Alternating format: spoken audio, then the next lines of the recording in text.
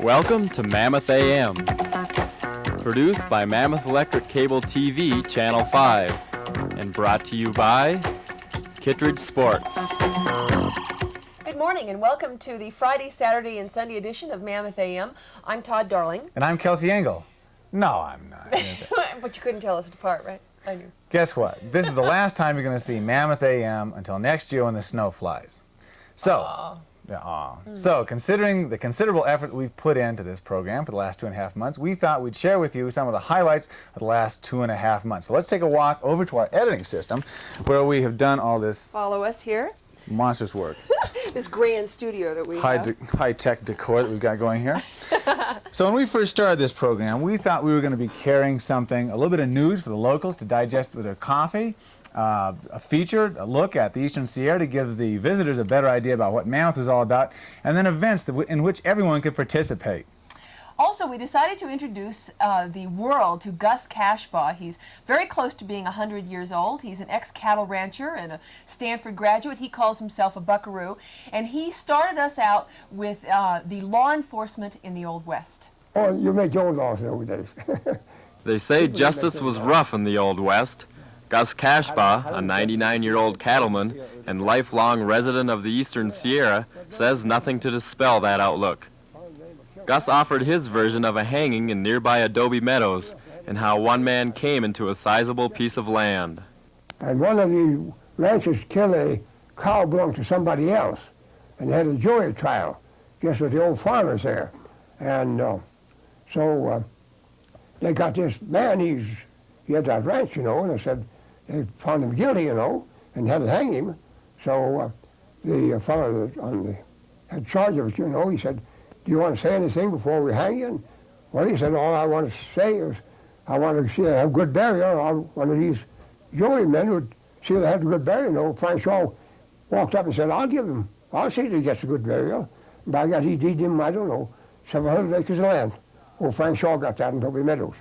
The grandchildren of Frank Shaw offer a different version of the story, though. They claim that the person hung was the leader of the Daly Gang, who had driven the community to a lynching by the gang's killing the local grocer and stealing his horse. Either way, Frank Shaw got the land, and somebody got strung up in Adobe Meadows. But the operation of justice in the early days of the Eastern Sierra had its share of characters who'd put their individual mark on the law. Justice of the peace was the law. Yeah, here's the name of the law. Yeah. You didn't have to be a lawyer at that time. In your memoirs at the Laws Museum, you write about a man by the name of Charlie 90-Day Johnson. Oh, yeah. Why was he called 90 Day? Well, he was a justice of peace. And if anybody got drunk, he put him in jail for 90 days. They called him 90-Day Johnson. You see, 90 days is a pretty long time just to be drunk. That's what he gave him. There was another justice of the peace by the name of Sundown Shannon. Yeah. Can you tell us about that guy? Sure, I know about him. Every time when the sun went down, he made all the Indians leave town. They called him Sundown Shannon. Why would he make the Indians leave town at sundown? Well, he didn't want them in town afterwards. He's afraid they might get drunk, you know. They might get drinking. Uh-huh. But that's why they called him Sundown Shannon. Was he able to make that legal? Was he able to arrest an Indian in town? Oh, you make your own laws nowadays. Aha! Say, Kelsey, what do you think about this 90-Day Johnson business? I'm glad this guy doesn't live in Mammoth today. It's a good Business thing would drop. Business would drop at certain enterprises. Saturday, June 11th, marks the official celebration of 100 years in existence of the Laws Railroad Station. Now they're going to have a pancake breakfast in the morning, sponsored by the Lions Club. They're going to have a live country western with the Rainsmen. They're going to have clowns and balloons, and of course the train. Like and now we're going to take a look at the look we took at Laws Museum last March 27th. 100 years ago this spring, the first Slim Princess locomotive pulled into the Laws Depot just a few miles north of Bishop. The mining interests from Virginia City, who built the narrow gauge tracks of the Carson and Colorado Railroad, hoped that Owens Valley held ore as rich as that found in the Comstock lode in Nevada, a hope that was partially fulfilled. By the 1950s, the expansion of the highway system and trucking industry had cut deeply into the track's profits, and the mines on which the old line depended had dwindled considerably. And so this particular line then from here, particularly from Laws on south, lost money for several years before the California Public Utility Commission would give the Southern Pacific Railroad permission to close the line. Laws, however, refused to die. Revived by the Bishop Museum and Historical Society, the Laws Railroad Museum today offers a rich, haunting, and beautiful glimpse into the last century. The depot and the agent's house, along with the rail and farm equipment, all date back to the last century. Most visitors to the agent's house find themselves attracted to the kitchen and some pretty peculiar culinary devices. Well, the big round barrel you see at the top, it held 100 pounds of flour. The ones on the side, you can see coffee. The next one has oats. The others are too old, it's rubbed off. On the far side, you see sugar. And then in the center, those little knobs is what they put their spices in. And by the way, when you have underneath the flour, you see the handle, it's the sifter. And the little door on there is where you kept your scoop, to scoop out your flour. The Old Catholic Church houses the museum's library, along with personal memoirs and musical instruments of the past.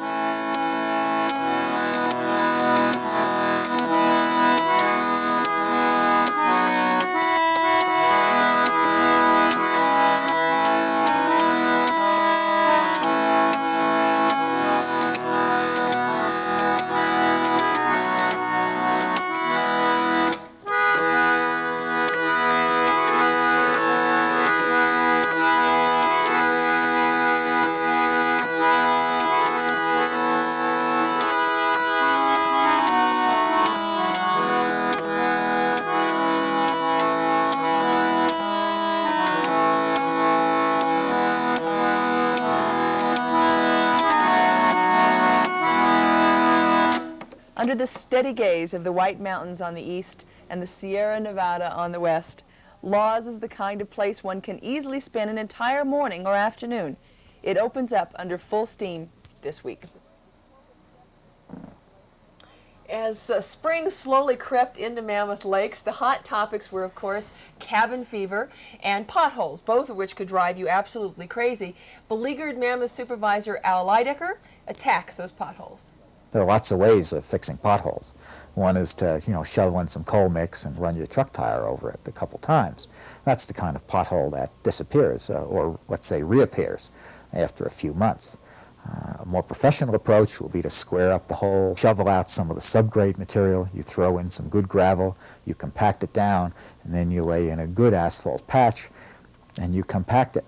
Those are the kind of patches that last for a number of years. Not that the road department doesn't know how to patch a pothole, but if you're literally up to your ears in potholes, you try to handle them as fast as possible, and the fastest way is not the best way. When will this repair operation begin? That's the bad news. You can't really repair a pothole adequately until the subgrade dries out.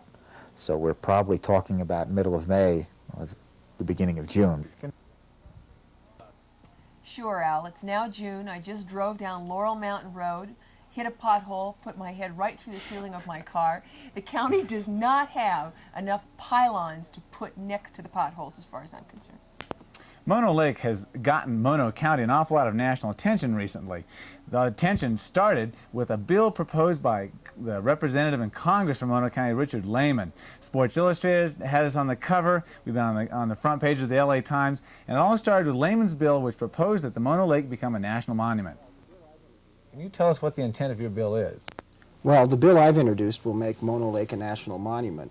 That monument would be administered by the Forest Service.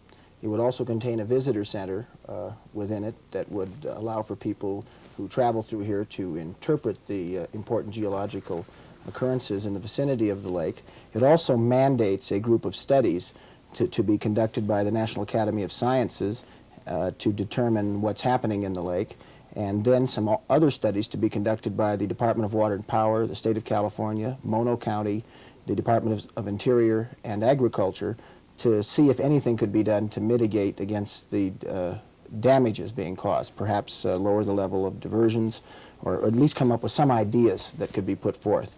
Nothing in the bill per se would limit LA's ability to divert water from the lake. The federal government's not getting involved in water rights here.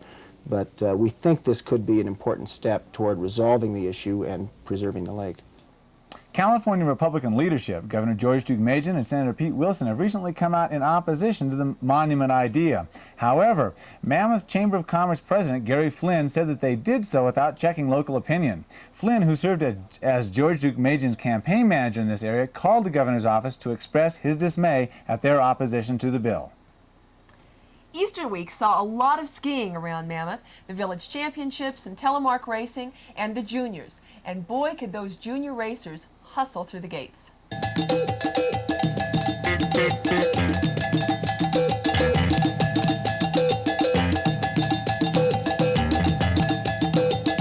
These skiers are not World Cup or Olympic class racers as they may appear. They are only 8 to 11 years old and part of the Mammoth Mountain Junior Race Team. The Junior Race Team, coached by Debbie Chapman, Bill Egan, and Kathy Bubba Posikian, this team is quite possibly the best in the state. The team is divided up into age groups. J5s are the youngest, 9 and under. J1's the oldest, 17 and 18. We tried to keep pace this week with the J4s and J5s and found that it wasn't easy. Their day starts at school, with the same classes and problems that we all had. Where would dog go on number 4? Oh, you have to write all this sentence 50 times or something if you're not doing your work. That happens to you? I've only done it once. After school, the kids head to the locker room on Mammoth Mountain and out to train on a course set up by their instructors. If any of you have ever tried racing, you can truly appreciate how well these kids ski. A lot of us have been skiing before they could even walk. Don't you wish you'd have started this early? Debbie, Bubba, and Bill are responsible for the performance of the junior racers. With their efforts and a talented group of kids, the team is consistently among the top in the western United States. On a recent trip to Squaw Valley for a downhill race, we talked with Debbie Chapman and the team about racing. Say someone's out on the course and they're not doing something that you just told them a half an hour ago that they should. Back up, work with them a little bit on their line in terms of where they're skiing in the course and in their tuck position, or whether they should tuck at a certain time or not tuck at a certain time, and just in terms of how they race the course. So you teach them how to read the course and where to make. We spend a lot of time with them on how to read the course and how to get a good tuck position down. We spend a lot of time with them in waxing their skis. They don't really understand that. The kids never seemed to run out of energy, as was evident at their condo the night before a race.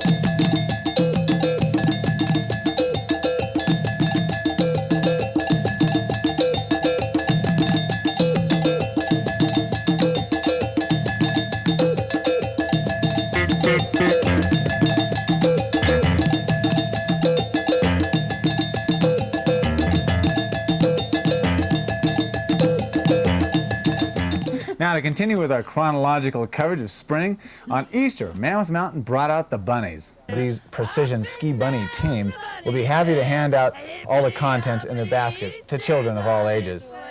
The Easter rabbit came from an old pagan tradition in Europe, but the pagan rabbit had to delegate a few rabbits from the Alpine Rabbit Squad to be on hand here in Mammoth. Where's the head bunny? Well, actually, I'm not quite sure. That's why we're here. He's not. Easter bunnies on Mammoth are an annual event, complete with Easter egg hunts. Easter egg hunt at Main Lodge in Warming 2 today. It'll be at 12 o'clock for kids of all ages. We'll have an Easter egg hunt, and there'll be bunnies skiing around, handing out candy and goodies all day. In case you hadn't guessed by now, the Easter bunnies keep a low profile around town by masquerading as ski instructors.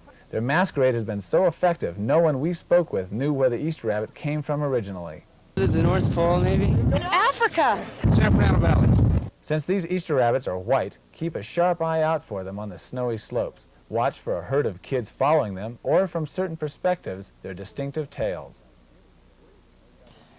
Boy, you know, we were hustling back then. It was freezing when we shot those Easter bunnies. It may have been spring on the calendar, but it was cold. Officially it was. And snow was flying, of course, and the wind was blowing. However, as Todd said, the spring had officially arrived. So what we needed to do was to go down to the Owens Valley and bring it to you.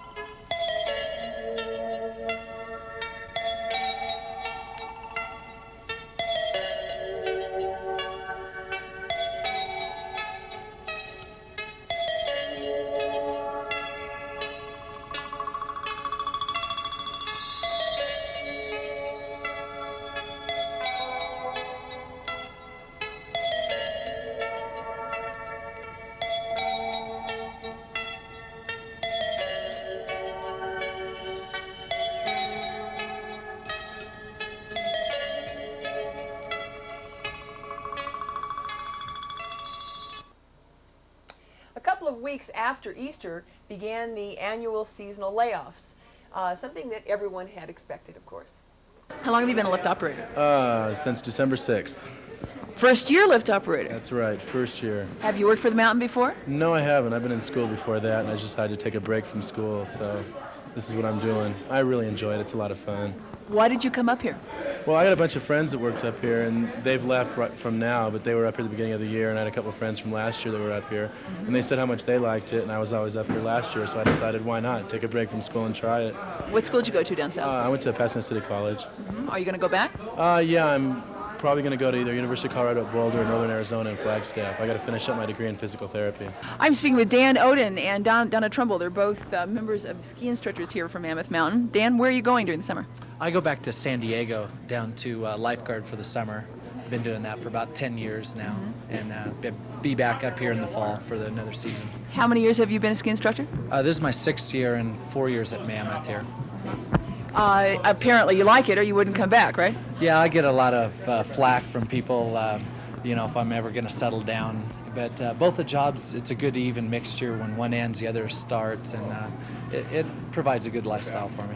And I understand you're going someplace far off, down under as is known. Where are you going to this summer? I'm going to New Zealand, a mountain called Mount Ruapehu. Is this something new for you, or have you been there before? No, I went there last season for the ski season. It's year-round skiing for me, 300 days a season. It's a lot of skiing. No, but how long have you worked for the mountain? This is my 2nd year. What do you do during the summer?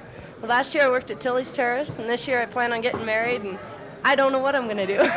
Are you going to come back to work for the mountain next year? Yeah. Well, congratulations about your marriage. Well, thank you very much. Are you marrying another mountain personnel? Uh-huh. He's a ski relief also, and we met here at the mountain, and he's great. The mountain's great. What about the people you work with? Have you enjoyed that? Oh, that's probably the most addicting thing. Yeah. That makes me return more than anything. I don't think there's very few jobs that you can have where you're combining your social life as well as your work all at the same time. And you get to know so many people, and that's really nice. Do you have a goal with the mountain, something that you want to end up doing for the mountain? I'd like to be supervisor someday, Bill. What has your experience been this winter? I mean, you've not done this before. You're new in the workforce. How has it been to work here for the mountain? I like it a lot. I met so many nice friends, a lot of nice people, and it's been really fun. And you don't have to worry about things. It's a real cruise job. Would you recommend it to other people, your friends down south? Oh yeah, I've been trying to get a lot of friends to come up here and work with me next year. I think it'd be fun. All right. What are you going to do during the summer? Probably go back down south and live by the beach. Dan, how long have you been with Ski Patrol? It's my second winter here.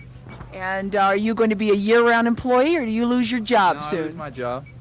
Are you going to come back next year? Yeah. Yeah. And Jim, are you a year-round employee, or do you leave during the summer? I'll be here all year. What do you do during the summer? Oh, we drill rock and wake the town up in the morning. Did you work on the two new chairs last year, 22 and 23? Yes, I did. How many years have you been a ski patrolman? This is my 5th year. What provoked you to become a ski patrolman?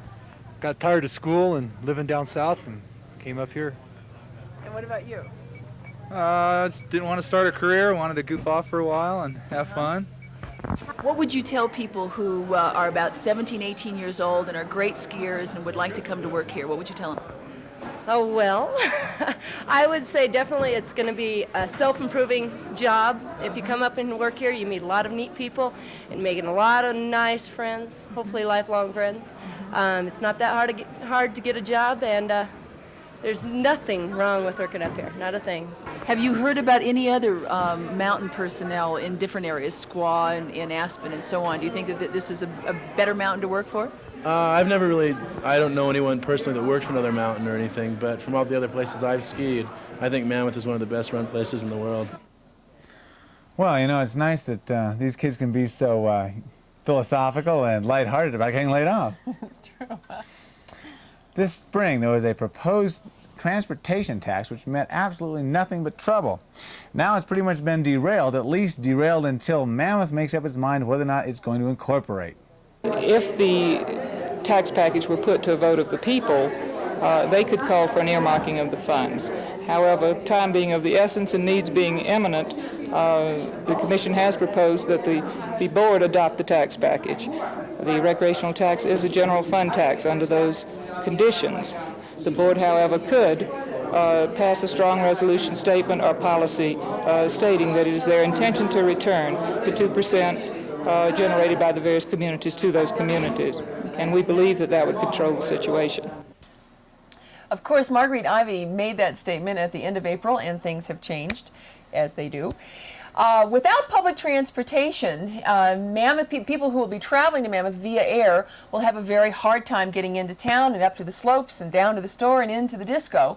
So Mammoth Airport is planning on expanding its facilities in order to accommodate some larger planes. We spoke with Jordan Glazoff, who told us that there are a few critical problems involved with that. If the pilot of a private plane wants to fly to Mammoth for the first time, the pilot might look at one of these manuals or maps and then perhaps file a flight plan. But none of these books nor the FAA advisory contain some facts about the Mammoth Airport that the pilot may find very alarming when it comes time to land. What it wouldn't tell a pilot about Mammoth Airport that's peculiar about Mammoth Airport is that we have a hump in our runway. And that's what you were alluding to. The center of our runway is 30 feet above the east end of the runway and 15 feet above the west end of the runway. When you are taking off at Mammoth Airport, you can't see one end of the runway from the other end. So it is possible that you might be at one end taking off and another airplane might be at the other end taking off at the same time. You would have an unforeseen meeting somewhere above the airport. The runway lights we have now are totally inadequate. What they are actually are 20-watt light bulbs in mason jars. It's a sort of homemade runway light system, and In the winter, the runway lights get buried by snow. Half of the time they go out. It's really a Mickey Mouse situation. Well, now, if you're concerned about flying into Mammoth Airport, if you know how to do it, it's safe. And if you don't know how to do it, you can just wait until the end of the summer, because the county got several grants worth several $1 million to fix up that airport, and pretty soon it'll be able to bring in planes that carry 50 passengers instead of the dozen that I think are now carried in right now. I look forward to that. Right. I just had to get the passengers from the airport to the mountain, that's all. True. Near the end of April, spring still had not arrived in Mammoth. So when the village championships were held, it was held in decidedly crisp temperatures.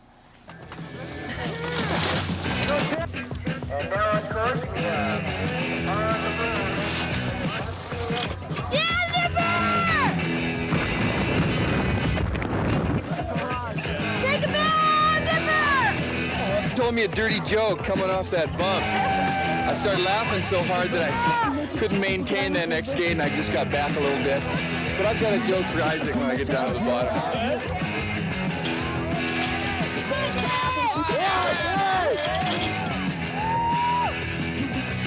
And as they approach the finish area, Schubert with the lead. His time on the red course, 35.19. Here comes Mosier on the blue. He'll stop the clock with a 40.52. These guys are a great duo right here. Just these two. That's my favorite pair of the last one. So one guy's down and the other here.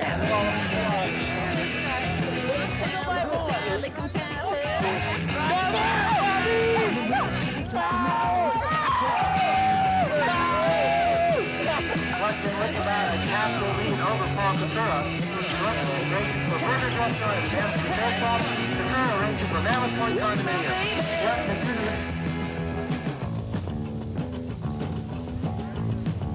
And it is Mendoza touching down first.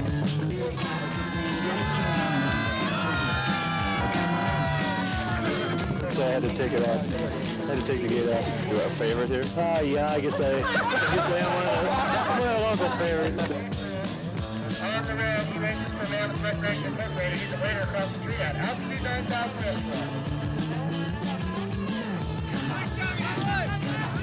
After all these thrills and spills were over, the Chart House team came out ahead for the 83 championships. Well, now the weather back then was really crummy, and people were going to incredible extremes to get out of here. Even me. Now, normally the game of golf and I hate each other, but I found myself craving the green golf links of Bishop.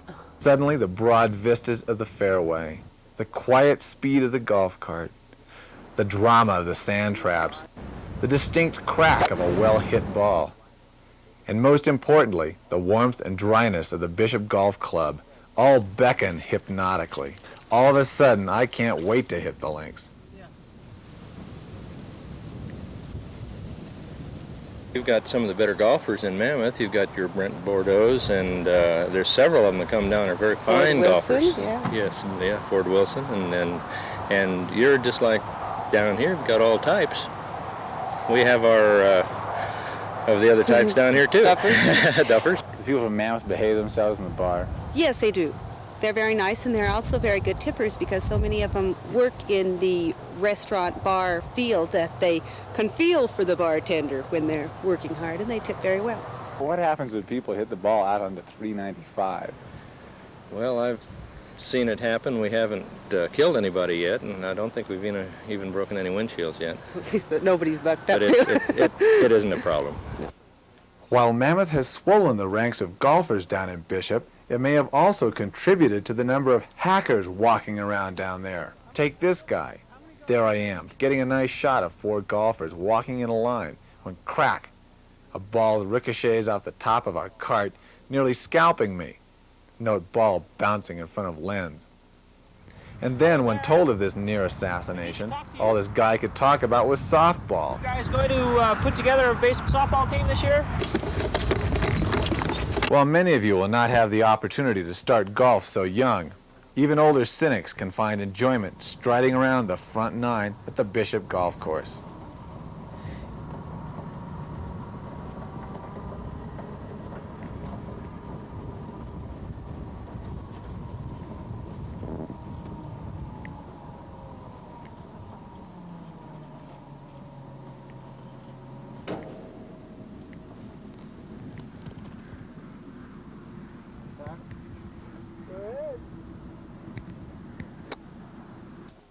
Pretty swinging segment, eh? Oh. Oh, yeah. Yuck.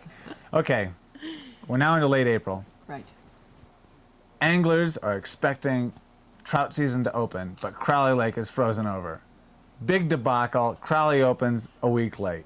However, when it finally opened, it was sunny and warm, and people had a good time. It was terrific. You know what? I found out how it is you catch trout.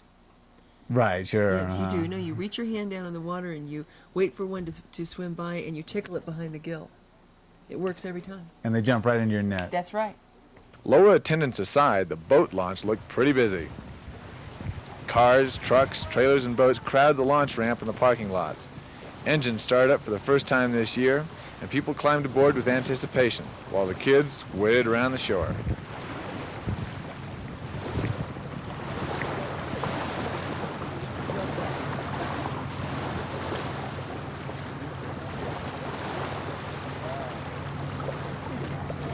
Many of the people who come to Crowley come here year after year.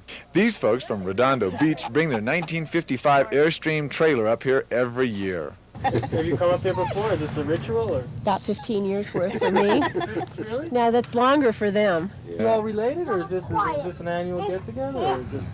Some of us are related, some of us work together, some of us are retired. Others are getting ready to retire. This is Joe's recipe for trout. Recipe. Just dip them in Jiffy cornmeal mix and fry them in butter. That's all it takes. That's it. Any cornmeal mix? Any cornmeal mix. Any cornmeal, the cheaper the better. Want another one? Sure. There, you got a fish?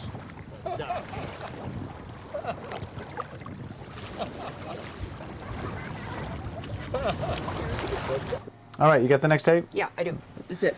All right, yeah, this is last week's. So, now, we're going to ignore May. We're going to speed through May. We went to Death Valley. We had, there was undoubtedly a few more ski races out in the forest with the Forestry Service. That's right. Bunch of stuff. Yep. All these tapes were made by 4 people, I'd like to point out. So we're going to jump up just to last week and a fun race down at Mill Pond. Footage for you.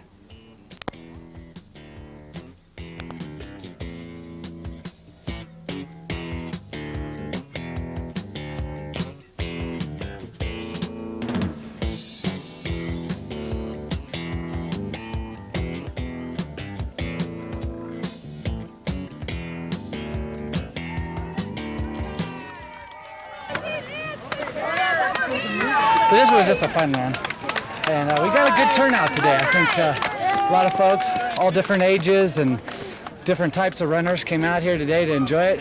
Luckily it didn't rain while we were here, and now we're going to have the best part of it, sitting out and drinking some cervezas and eating some food.